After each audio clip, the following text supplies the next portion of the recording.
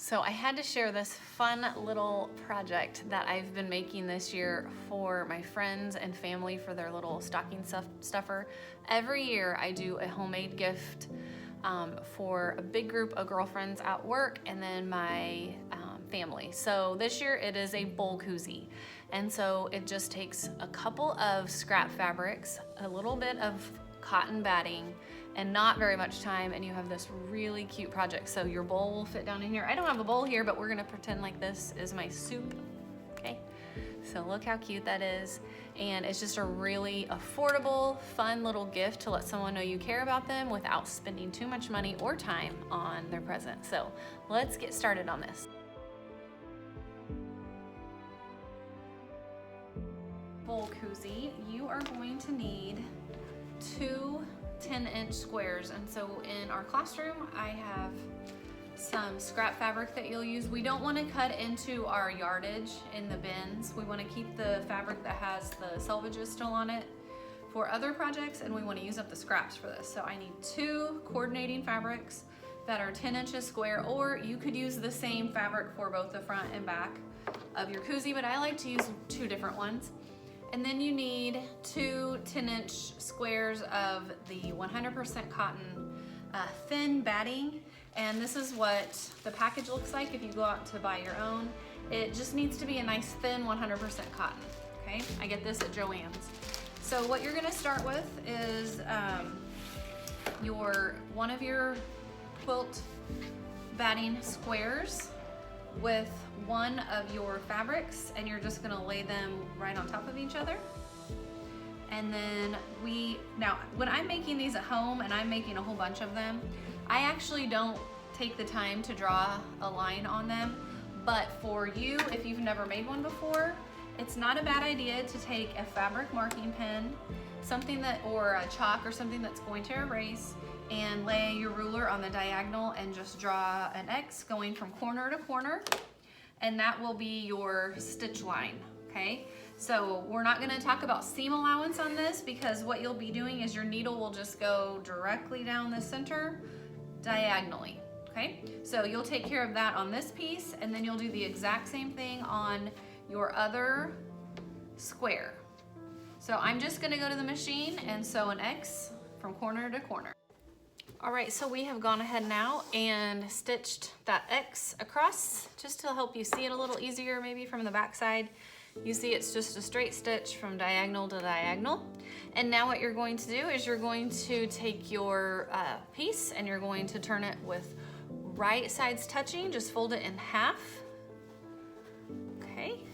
And then in my classroom, you will use the stencil to mark the dart sewing line. But if you're not in my class, you can take a ruler and measure down 1.5 inches from the top crease. So down 1.5, I'm just gonna put a little dot here, and over 1. So over 1, down 1.5, and then just connect that point. Okay, so it's over 1, down 1.5. Same thing on this edge. We would go over 1 inch, down 1.5, and mark our point. Okay, and then that is where we will sew.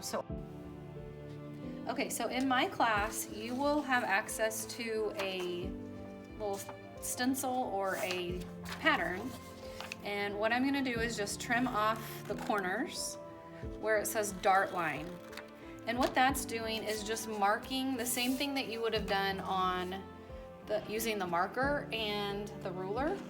So again, I would take that batting piece. Now this doesn't have the fabric sewn to it, I'm just demonstrating what it would look like on the batting side. And I lay the pattern piece down, and then you're going to trim at that angle, like that. So instead of having to measure, you just lay the pattern down, draw your line, and so then you would go sew on this line and that line, just like you do with the other way of marking it. It's just a different way of marking it by using the pattern piece. So these are my 2 darts that I had marked and now I have stitched, and I did it with a dark fabric so you could see it easier, but just stitch right on that line we drew in, and then with your shears you'll just trim off the excess seam allowance just so that it is not bulky right there. So those little triangle pieces are gonna come off and you just throw those away. And then I'll do that to both corners. Now what I need to do is I need to open my project and fold it in half the other direction. So it's exactly the same process.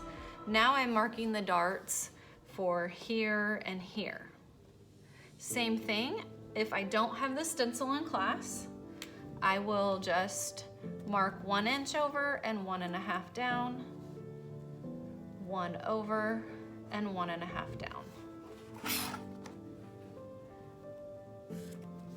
So again, we're gonna go to the machine and just sew on that line these dart marks from here to here.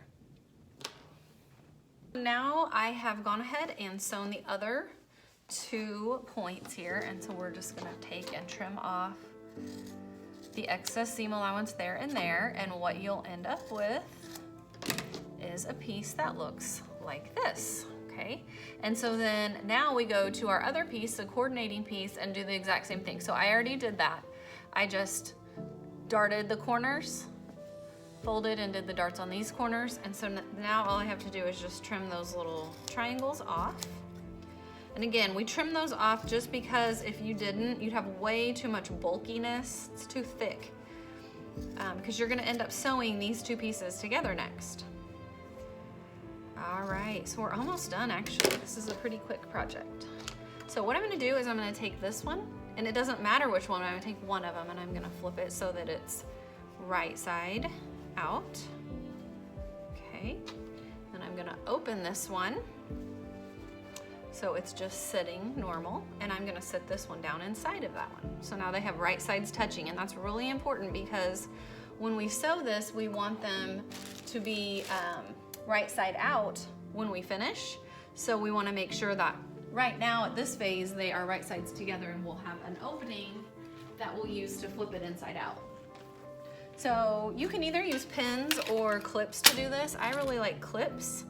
What I'm gonna do is just start clipping the edges together, and I'm gonna do 2 clips side by side. For me, that's a visual reminder that I am going to leave my opening right here. So this will be where I start and stop sewing. Okay, and then the rest of the way around, I'm literally just lining up the line, maybe 1 clip on each edge, and I'm lining up my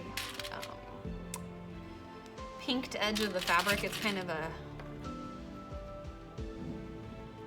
jagged edge, but you could just line up the straight edge of your fabric if it was cut with a rotary. Okay, and we stitch along here. Now see how the batting kind of dips in a little bit on that part? It's gonna be okay. We just wanna make sure we catch the fabric along the edge on both sides.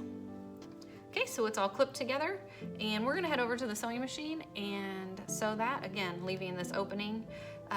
About 3 inches would be ideal. Now, if you're making this in my classroom, you're more than welcome just to use your regular sewing machine, but you could also try using this Baby Lock Accomplish. This is a single needle straight stitch machine. It does not do any zigzag or any other decorative stitches. It only sews straight, but it does sew really, really quickly, and it has a nice feature or 2. One of them is the knee lift. So what I'll do to get started is I'm just reminding myself where these clips are is where I'm gonna start. So I'm just gonna raise my presser foot by sliding my knee over to the right. It lifts the foot, and I'm going to drop the foot down, and I'm gonna lower my needle by turning the handle toward me. Okay, and now I'm just looking for the 1/4 inch mark on the throat plate, and that's what I'm gonna keep this project at, is a 1/4 inch. So I'm just gonna stitch forward. This is the lever for reversed to back stitch, so I'm gonna reverse these stitches, and I'm just gonna stitch around the entire perimeter of the project. I'm gonna leave the needle down at corners, lift, move, just to move my knee over to the side. It raises and lowers that foot, and then I'm just gonna stitch down.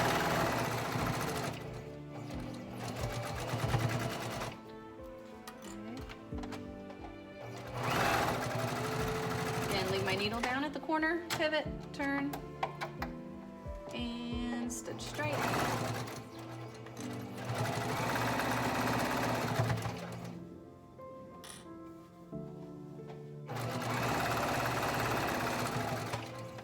Pivot.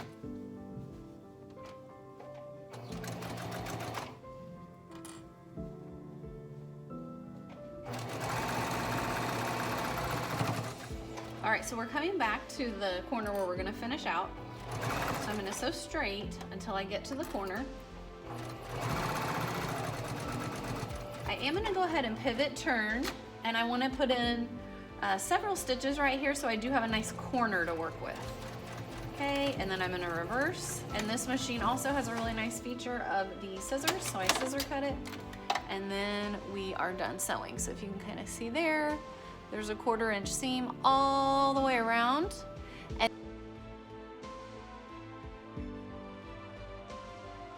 And then the next thing we do is we just find that spot where we left open right here, and you just pull your fabric right side out. Now this is actually the trickiest part of the project because it is pretty thick.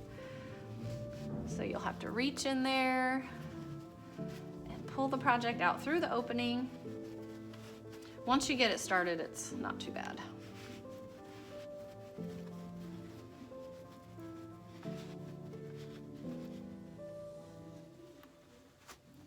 Okay, and then I just reach my fingers in and see where the gray and the navy meet. I kind of poke that out, that corner out with my finger. I'll do the same thing on all 4 corners.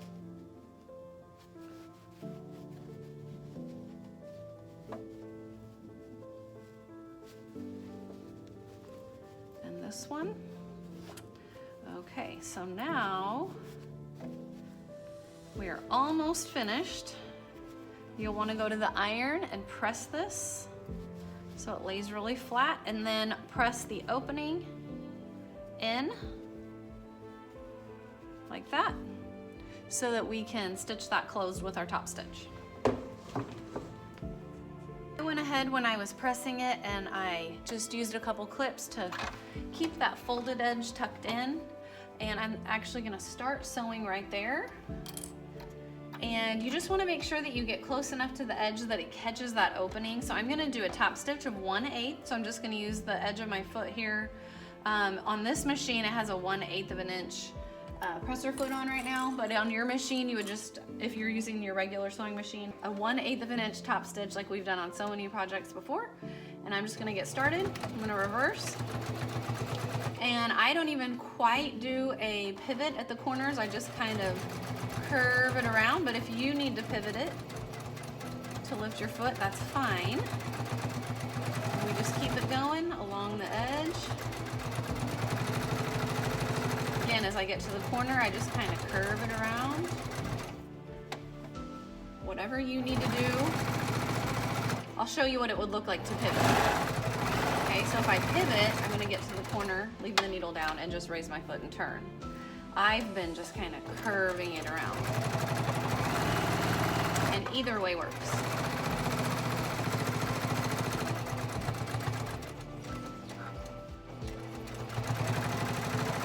Okay, coming back to the beginning.